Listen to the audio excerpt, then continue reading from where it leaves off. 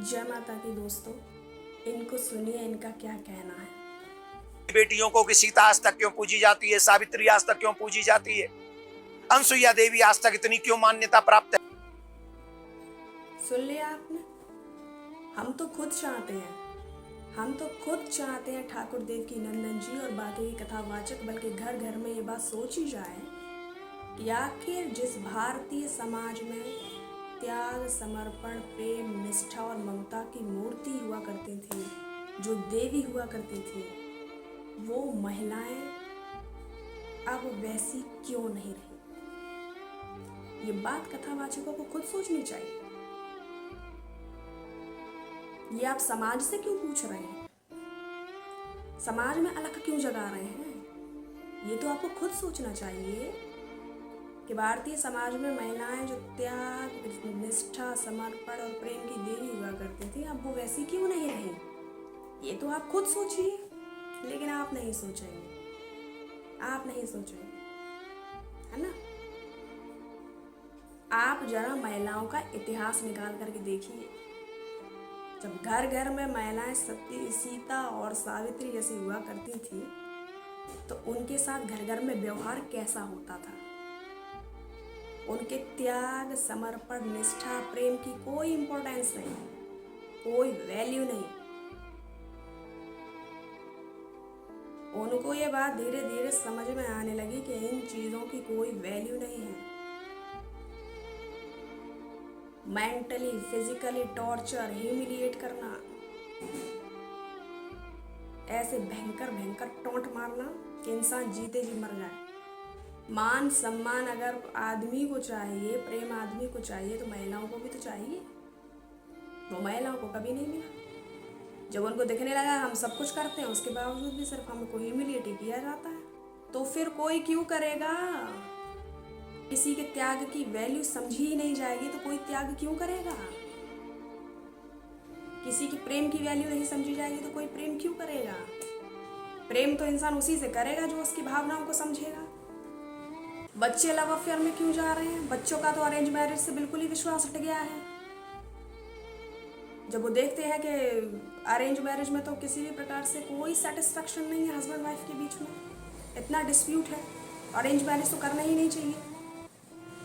आप समाज को मत बताइए, आप पहले खुद जानिए कि आखिर महिलाएं ऐसी क्यों हो गई, क्यों पहले जैसी नहीं रही। ये तो आपको खुद सोचना चाहिए ना, क्योंकि आप अपनी कथाओं, भागवतों में सिर्फ यही ज्ञान देते हैं महिलाओं को क्या करना चाहिए, महिलाओं को क्या नहीं करना चाहिए, महिलाओं को क्या पहनना चाहिए, महिलाओं को क्या नहीं पहनना चाहिए। हर बात के लिए आपको महिला दोषी नजर आती है, हर जगह आपको महिला का फॉल्ट नजर आता है, महिला के माँ बाप का फॉल्ट नजर आता है। इस संसार में, पूरे जहां में आपको सिर्फ महिला का फॉल्ट नजर आता है और उसकी माँ बाप का नजर आता है। लेकिन सबसे बड़ा फॉल्ट तो आपका खुद का है कि आपने समाज में कभी भी सही तरीके का ज्ञान दिया ही नहीं, और आप देते भी हैं तो लड़के आदमी न सुनते हैं और न वो मानते हैं। इतना रामचरित्र का पाठ पढ़ाते हैं, आप बताइए आपने कितनों को राम बनाया है? एक सिंगल आदमी नहीं मिलेगा।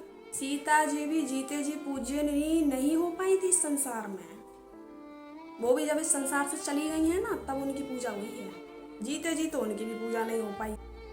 पैट्रियार्की सिस्टम जब से इस देश में आया है, महिलाओं को मेंटली और फिजिकली टॉर्चर खूब किया जाता था। और आज भी छोटे मोटे गांव में और घरों में आज भी ऐसा होता है। छोटे छोटे शहरों में चले जाइए, छोटे छोटे गांव में चले जाइए, दहेज हत्याएं आज भी बंद नहीं है।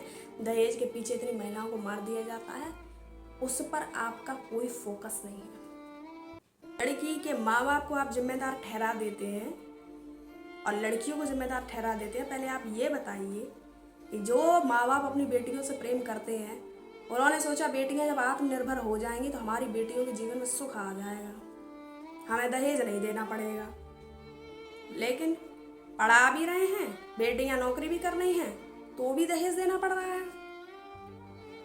और दहेज देने के बावजूद भी तब भी लड़कियों को इतना टॉर्चर कर दिया जाता है कि वो लटक जाती हैं, फांसी लगा लेती हैं, जहर खा लेती हैं, और जो नहीं खाती हैं उनकी हत्या कर दी जाती है। इस पर आप लोगों की आंखें नहीं खोलेंगे। वहां भी आप सिर्फ रिस्पॉन्सिबल लड़की और लड़की की माँ को क्योंकि आपको लगता है कि संस्कार केवल लड़की के अंदर नहीं थे, लड़की के माँ बाप ने नहीं दिए। चाहे लड़कों के घर में लड़के के माँ बाप 1 नंबर के लालची हो, 50 लाख दहेज में आया हो, लेकिन उनको तो 1 करोड़ चाहिए। 1 करोड़ के लिए दिन रात महिला को टॉर्चर करेंगे। कितना भी दे दो उनको कम ही लगता है। लेकिन आपका तो फॉल्ट बस एक ही नजर आएगा कि संस्कार नहीं हो। अंत में आप कथाएं कम कहते हैं, महिलाओं पर बस सारी पीएचडी आपने महिलाओं पर कर रखी है। तो पूरी कथा में बस आप महिला महिला महिला महिला बस यही करते हैं। आप ज्ञान की कोई बात नहीं करते। समाज को संदेश देते ही है तो सही संदेश दिया करिए। महिलाओं को क्या पहनना चाहिए क्या नहीं पहनना चाहिए ये आप तुरंत बता देते हैं। आदमी को धोती कुर्ता आप आज तक नहीं पहना पाए, वो भी तो भारतीय संस्कृति का ही हिस्सा है। आपके कहने से कितने लड़के आदमी मंदिर जाते हैं, कितने लोगों को आपने धोती कुर्ता पहना दिया। दिन रात रामचरित्र का पाठ कहते हैं आप, एक सिंगल लड़के को आपने राम बना दिया हो तो हमें बता दीजिए। हर जगह महिलाओं का ही फॉल्ट नहीं होता है। कुछ पतियों की हत्या क्या हो गई, आपने तो बस उस मामले को इतना हाईलाइट कर दिया है, इतना हाईलाइट कर दिया है जैसे बस।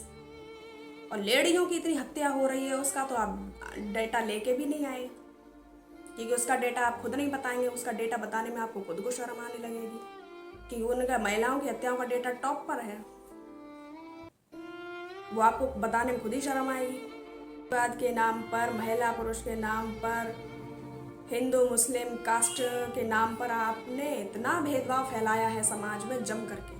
सब लोग अगर एक एक मुद्दा उठा लेना और युद्ध करने पे आ जाए तो भारत में युद्ध होगा और कुछ नहीं होगा। Patriarchy system. जब महिलाओं को लग रहा है कि चरित्रों के नाम पर, मर्यादा के नाम पर हमको सिर्फ मूर्ख बनाया जाता है, हमसे सिर्फ गुलामी करवाई जाती है, हमारा शोषण होता है, तो कोई महिला ऐसी क्यों बनेगी।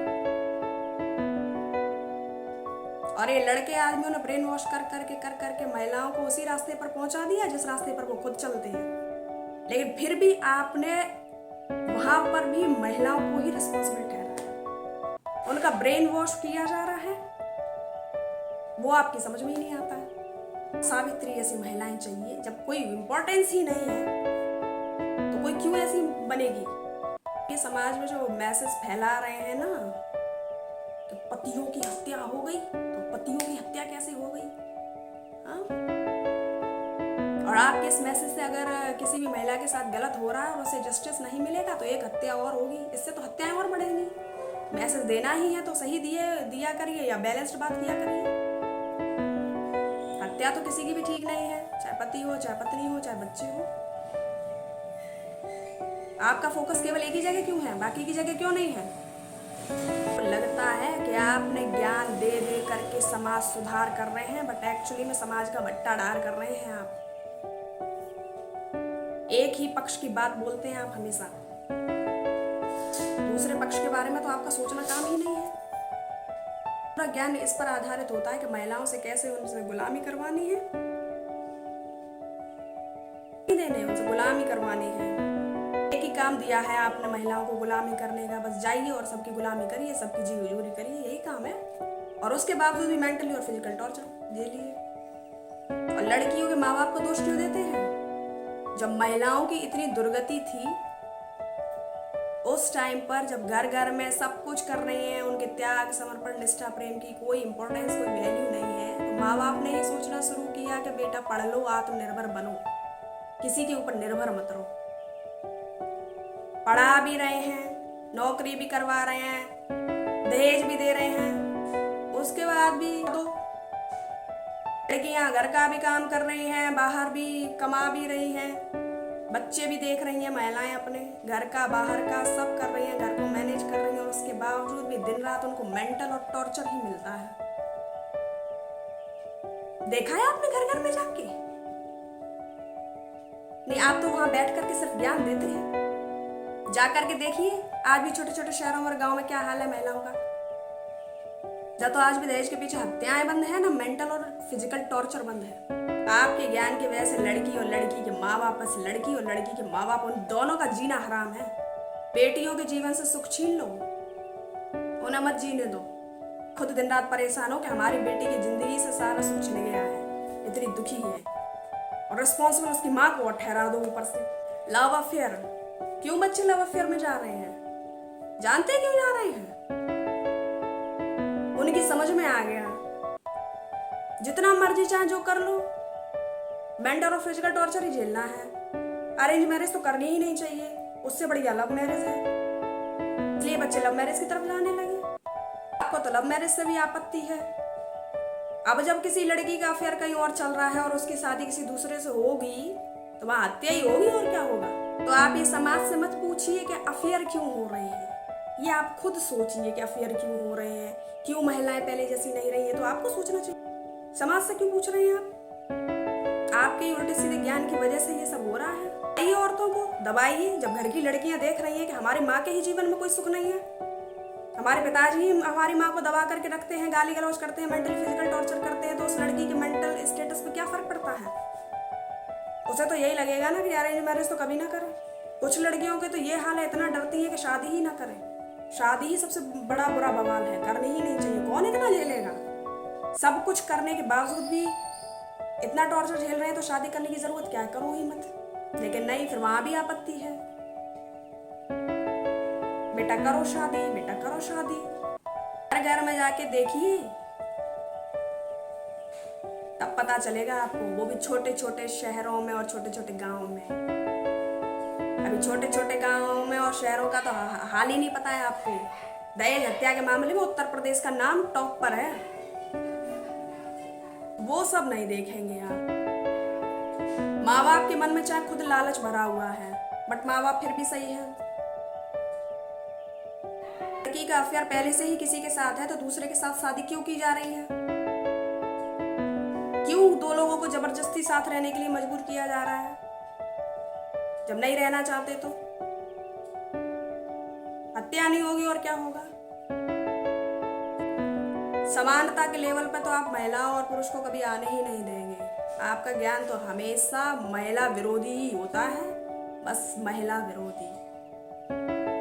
कथाओं में आप कथा का ज्ञान कम देते हैं, महिला का ज्ञान ज्यादा देते। एक भी समाज की कुरीति दूर नहीं हुई है आपके ज्ञान से, उल्टे उसके साइड इफेक्ट और हैं। और आप जो ये इतने भयभीत होना चाहिए समाज को, 785 पतियों की हत्या हो गई, समाज को भयभीत होना चाहिए, समाज को डरना चाहिए। 785 5 साल में हत्याएं हुई थी, या 1 महीने में 600 हत्याएं हो जाती है महिलाओं की, वो आंकड़ा नहीं लेकर के आए आप। 785 हत्याएं 5 साल में हो गई, उससे तो समाज को डरना चाहिए। और जो 1 महीने में 600 हत्याएं हो जाती है महिलाएं की, उसको समाज से नहीं डरना चाहिए, न समाज को सोचना चाहिए। पहले आप खुद प्रॉब्लम की जड़ तक जाइए। ये सीता सावित्री का जो आप ज्ञान देते हैं, ये सीता सावित्री जैसी महिलाएं क्यों नहीं रही, आप पहले खुद सोचो। बच्चे लव अफेयर में क्यों जा रहे हैं, आप खुद सोचो। जब तक आप महिला और पुरुष को समान लेवल पर नहीं आने देंगे, दिक्कतें बढ़ेंगी ही बढ़ेंगी। और एक बार फिर आपने ये बात कह करके ये साबित कर दिया कि 785 पतियों की हत्या हो गई 5 साल में, उससे समाज को घबरा जाना चाहिए। और महिलाओं को 600 हत्या हो रही है 1 महीने में, उससे किसी को नहीं घबराना चाहिए। और यहीं से पता चलता है कि आपने एक बार फिर भेदभाव वाली बात कही है। सारा ज्ञान आपका बस महिला के ऊपर फोकस पे होता है। बस समानता नहीं होने देंगे आप देश में, चाहे कास्ट की बात ले लीजिए, चाहे कम्युनिटी की बात ले लीजिए, चाहे जेंडर की बात ले लीजिए, किसी भी लेवल पर आप देश में समानता नहीं आने देंगे। आपको लगता है कि आप समाज सुधार करते हैं, आप समाज का बट्टाढार करते हैं, बट्टाढार कर दिया आपने। एक एक मुद्दा उठाकर भी अगर बैठ जाए ना भारतीय समाज में लोग, तो इतना भयंकर युद्ध होगा जिसकी कल्पना भी नहीं की जा सकती।